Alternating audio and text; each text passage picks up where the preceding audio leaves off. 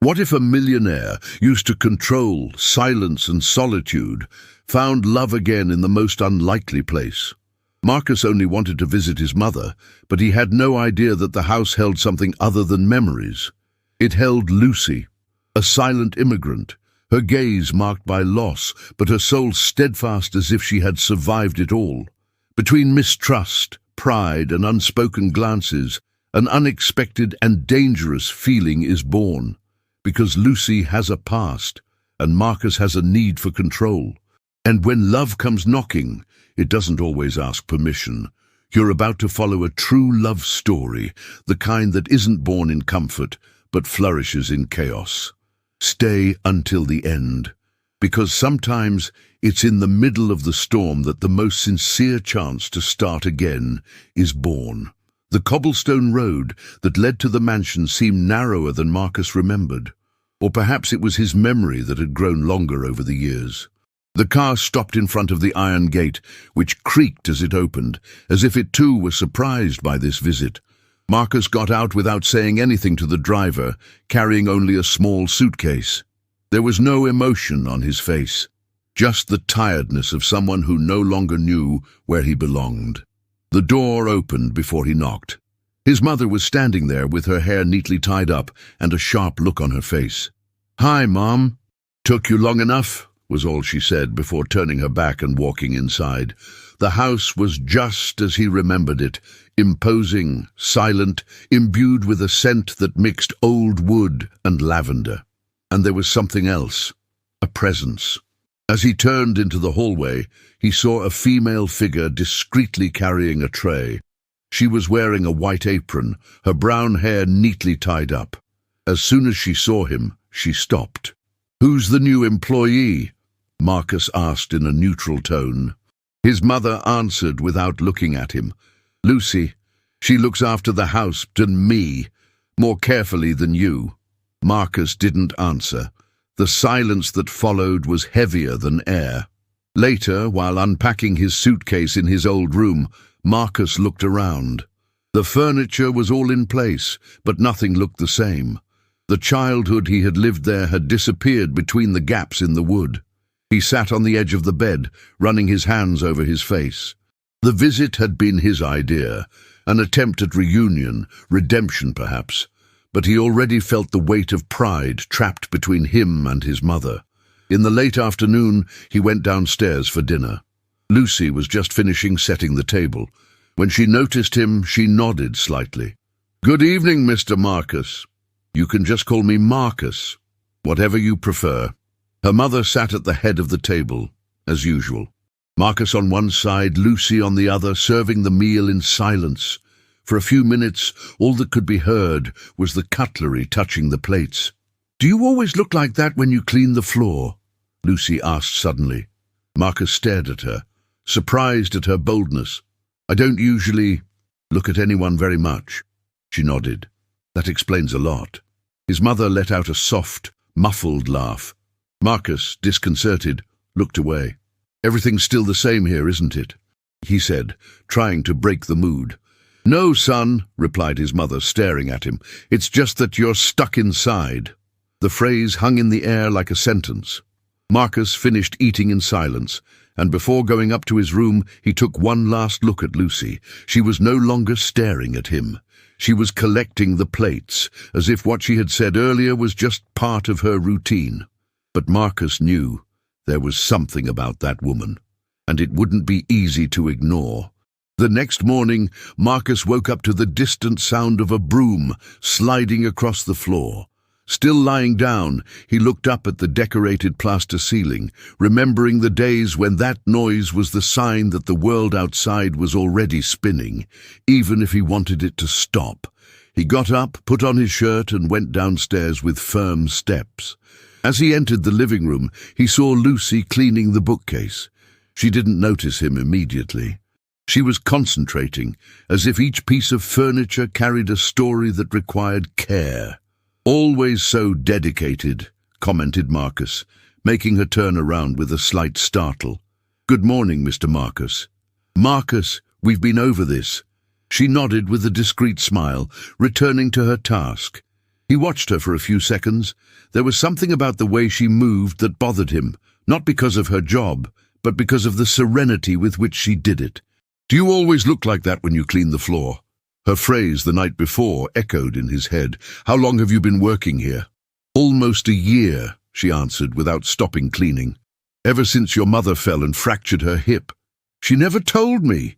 "Maybe because you never asked either." The answer hit him harder than he'd like to admit. He was silent for a moment, until he heard his mother's voice coming from the garden. "Lucy, darling, bring the tea outside, please." Lucy replied with an "I'll be right there," and left the room, leaving Marcus alone with his thoughts and a twinge of discomfort. Later, while looking out of the window, he saw his mother and Lucy talking in the garden. They were laughing about something he couldn't hear. The scene seemed to belong to another world, to which he had no access. For some reason, it irritated him. During lunch, they sat at the table again. Lucy served his plate as elegantly as ever. "You don't have to do that. I'll help myself," said Marcus, picking up the platter. She paused for a second, then handed him the bowl naturally. "That's fine, but be careful. The soup is hot." The phrase, said with kindness, had more impact than any provocation. He realized that he was creating a wall where she only offered a bridge. His mother, noticing the mood, commented with a smile, "Marcus, you should listen more and talk less. Lucy has a lot to teach you." He didn't reply. After lunch, he went to his office, where he found a box of old photos on his desk. Among them was one of him as a child, sitting on his mother's lap, smiling. Behind the picture, a note in pen. "He still knows how to love." As he left the room, he bumped into Lucy in the hallway. "Have you always been so quiet?" she asked, without irony, just curiosity. "Maybe," he said. "Or maybe I just haven't found someone who wants to listen to me." Lucy held his gaze for a second longer. "Then maybe it's time I learned to talk." Dinner was served earlier that evening. The table was spotless. Cutlery lined up, candles lit, and the comforting scent of herbs wafting through the air. Marcus arrived shortly after 7, still wearing his dress shirt rolled up to his elbows. He found Lucy positioning the bowls. "You do everything with such precision," he commented, pulling up a chair. "That's what you expect from someone like me, isn't it?" He looked at her more closely. "Someone like you, who works in silence without taking up space. Invisible, but essential." Before he could answer, his mother entered the room with firm steps, interrupting the conversation. The three of them sat down. For a moment, only the clink of cutlery could be heard. "This soup is different," said Marcus. "It's my father's recipe," said Lucy. "He taught me before I left everything behind." "Where is he now?" Lucy hesitated for a second. "Wherever he is, I hope he's proud." Her voice came out firm, but there was a tremor hidden in it. Marcus noticed. "Did you leave someone behind?" "Everyone leaves someone behind, Marcus. The difference is who misses them." The following silence was not uncomfortable, but reflective. After dinner, their mother went upstairs to rest, leaving them alone in the kitchen. Lucy washed the dishes while Marcus dried them. "Do you like working here?" "It's not about liking it. It's about needing to. But your mother is good. She's not like the other bosses." "Other bosses?" "Not everyone treats immigrants like people, Marcus." He stopped, holding a plate between his hands. "What about me? How do you think I treat you?" She rinsed the last dish and, without looking at him, replied, "I'm still trying to understand." The sound of the water being turned off marked the end of the conversation. She dried her hands and left the kitchen. Marcus stayed for a few more minutes, staring at the dishes on the drainer. The next morning, Lucy was in the garden, watering the plants with a calm that defied time. Marcus, watching from the balcony, walked slowly down the steps. "Can I help you?" he asked. She looked up in surprise. "Of course, get that watering can." They worked side by side in silence for a few minutes until she said, "That looks normal, isn't it?" Lucy smiled without irony. "Not with you. With you, everything seems rehearsed, heavy." Marcus thought for a moment before answering. Maybe it's because I'm used to protecting what I feel too much, and sometimes what I feel scares me." She stopped watering and stared at him. No one wants to be loved with fear or with guilt. His eyes wavered for a moment. Then he said softly, "You're right." Lucy went back to watering the plants, but something in the air between them had changed. It was as if, in that small shared gesture, a bond had begun to form, still fragile but real.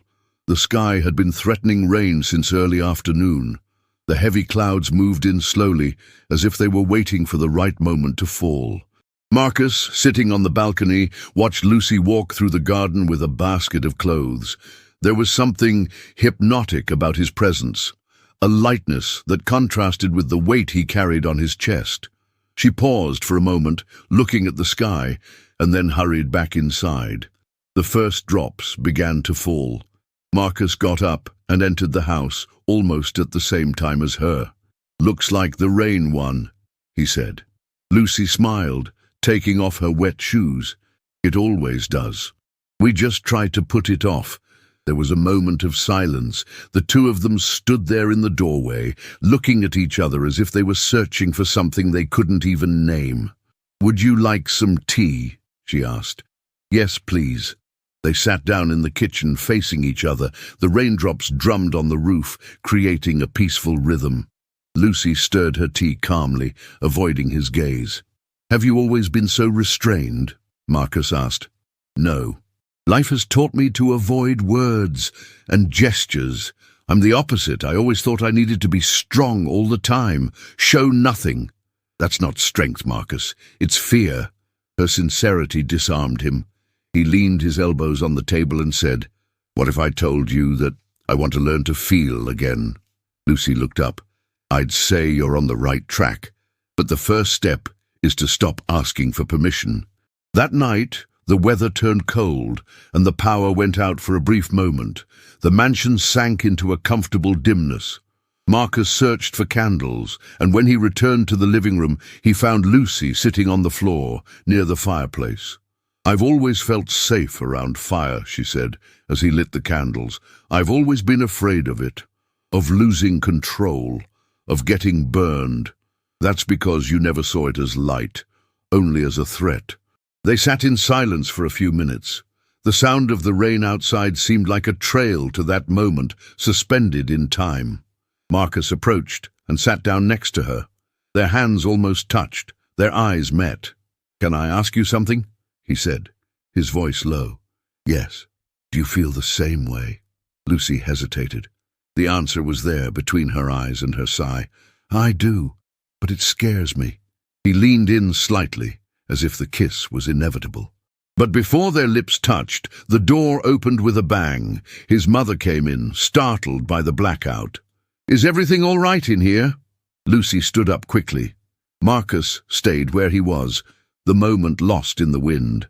"Yes, Mom?" "We were just talking." But the tension in the air left no doubt. Something had happened, and it wasn't over. The morning dragged on, covered in a fine mist that spread over the garden like a silent veil. Marcus went down to breakfast earlier than usual. He hadn't slept well. The scene from the night before replayed in his mind like a movie interrupted in the middle of its climax. Lucy was already in the kitchen, but she wasn't singing as usual. There was something different about her posture, a restrained tension in her shoulders. "Did you sleep well?" he asked, trying to sound casual. "Good enough." She didn't look up. She kept stirring the spoon inside the cup, the clink against the ceramic echoing too quietly. "About last night," Marcus began, but was interrupted by the insistent ringing of Lucy's cell phone. She answered hesitantly. "Hello?" His face changed. He went pale, his eyes fixed on a vague point on the wall. "I told you I can't talk now," he whispered. "Don't call me anymore."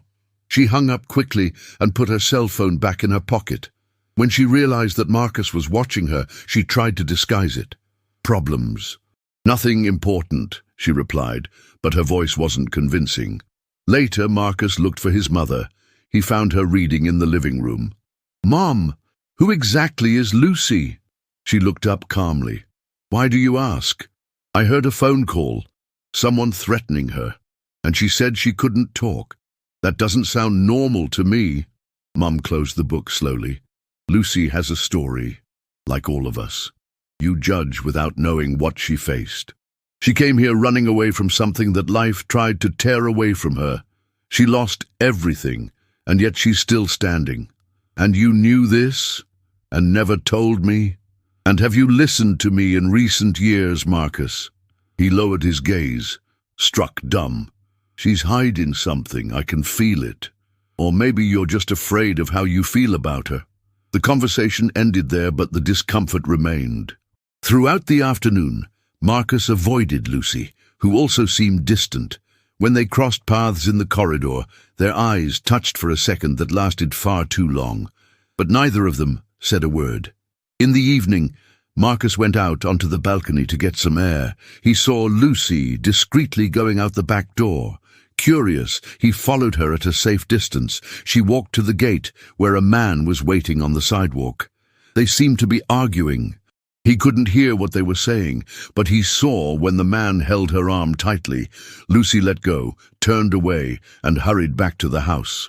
Marcus returned before she saw him. He entered through the front door, his heart beating fast. When she appeared in the kitchen, he pretended not to know anything. "Is everything all right?" he asked. Lucy answered without hesitation, "Everything under control." But he knew it wasn't. And now, more than ever, he needed to find out who the woman was for whom his heart was beginning to beat, even without permission. Lucy was in the laundry room when Marcus walked in without knocking. She turned around quickly, surprised by the silent intrusion.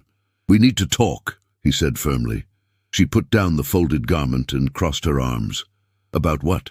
"About last night. About that man. And about what you're hiding." Lucy sighed and walked over to the window, looking out as if searching for an answer on the horizon. "You have no right to demand anything of me, Marcus. Maybe you don't, but I can no longer pretend that I don't care." She turned around slowly. "And what do you think you know? I saw it. He grabbed you. You were afraid. It's not just about the past. It's something present here. Now." Lucy closed her eyes for a moment before answering. "He's part of a life that I tried to erase. He was my ex-partner, violent, controlling. He promised he would never leave me alone if I left him. And he did. Why didn't you tell me?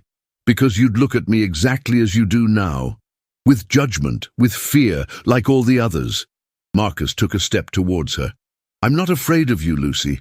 I'm afraid that I won't be able to help you." "I don't need help," she retorted, her voice breaking. "I need respect. Truth." "Then give me your truth," he insisted, without pushing me away. She took a deep breath, her voice shaking. "I fled an abusive relationship, entered the country illegally, lived in shelters, worked day and night for a chance to start over. Your mother was the first person to look at me as a human being in years, and now you're here, invading what little I've built with suspicion." Marcus remained silent. Her every word weighed like a stone on his conscience. Finally he spoke. "I'm sorry. I was arrogant. I tried to fit you into a story that made sense to me, but your truth is much greater than I assumed." Lucy stared at him, her eyes watering. "Nice words don't solve everything." "Then tell me what does, because I want to try." She hesitated, then said, "To begin with, don't see me as a problem or as a project. I'm not your cause. I'm a woman trying to survive, and I deserve to be loved as such, not as charity." He nodded slowly. "What if I want to love you as a woman? With truth, with imperfection." Lucy looked at him intensely. "Then prove it, with actions, not promises." The silence that followed was not tense, but full of something new. A mutual respect, perhaps, a chance. They didn't hug, they didn't touch. But in that moment, something was rebuilt between them, brick by brick, starting with the truth. The next day, the weather opened up with a clear sky that contrasted with the dense atmosphere inside the house. Marcus spent the morning walking around the garden, reliving the conversation from the night before. Lucy's words still echoed. "I'm not your cause. And he understood now, with cutting clarity, what she had meant. Lucy, for her part, kept to the routine. She cleaned, cooked, and looked after the house with the same zeal. But there was something different about the way she avoided Marcus's eyes, as if she was still testing the sincerity of what she had said. In the late afternoon, he found her on the terrace, watching the sunset. "I've done a lot of thinking," he said, approaching her. She didn't answer, but she didn't move away either. "I know you need freedom, but I wanted to invite you." Lucy turned her face slowly. "What kind of invitation?" "I want you to come with me, away from here, make a fresh start. No past haunting you, no walls that remind you of pain. Just the two of us, if you want." She smiled sadly. "Marcus, that sounds nice, but it still feels like an escape and not a fresh start. It's not escape, it's a choice, choosing you. What if I'm not ready to be chosen?" He swallowed. He was prepared for a yes, but not a maybe. "Do you want to leave?" he asked. "I want to understand who I am outside this house, out of your shadow. I need to know if I can support myself without having to hold on to you. What if I gave you time?" "You can give it time. But you can't expect me to come back just because you're ready. I need to be ready too." Marcus sat down next to her, his eyes on the horizon. "I want you to be happy, even if it's not with me." Lucy touched his hand lightly. "That's the sincerest way to love." At dinner, Marcus's mother noticed the different atmosphere. She looked at them both for a few moments and, in a low voice, said, "Love isn't measured by presence, Marcus, but by the freedom you give the other person to be who they are." He nodded, looking down at his plate. After dinner, Lucy went upstairs with calm steps. Marcus stayed in the living room with his mother.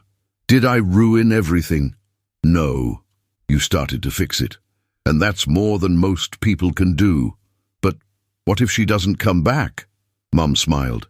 "If she does, it'll be for you, not for what you can give.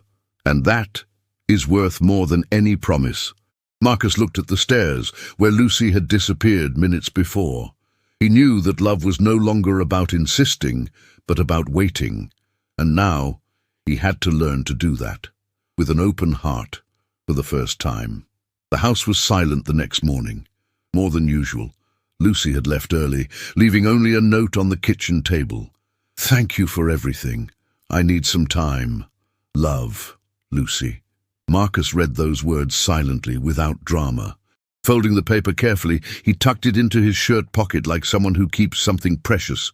Her absence was like a visible void. The rooms seemed bigger, the air denser.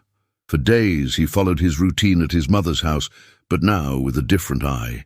He noticed details he had never paid attention to before, the way Lucy organized the cutlery, how she left fresh flowers in the living room, the light scent of herbs that lingered after she cooked.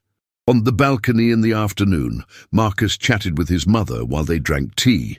"She left without looking back," he said, his voice low.